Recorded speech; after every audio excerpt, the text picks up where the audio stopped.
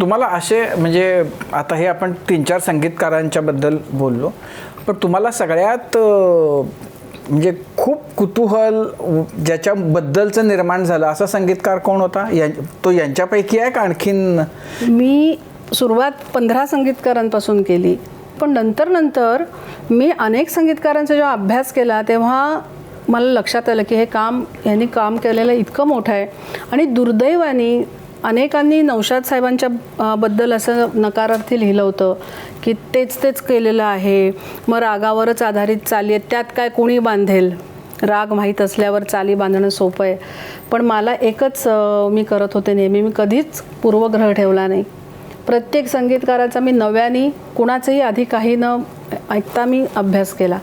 मग तेव्हा मला त्यांची बलस्थानं कळली की नाही, असं नसतं, एवढं सोपं नाही.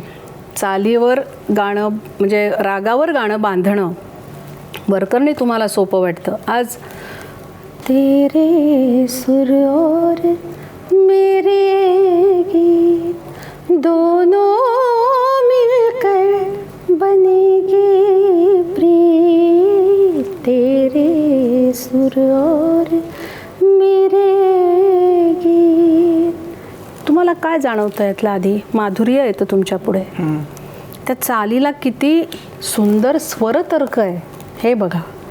मी नेहमी गाण्यात तर्क शोधत आले, जिथे तो मला सापडला की ह्याला लॉजिक आहे, ह्याला एक बांधीवपणा आहे,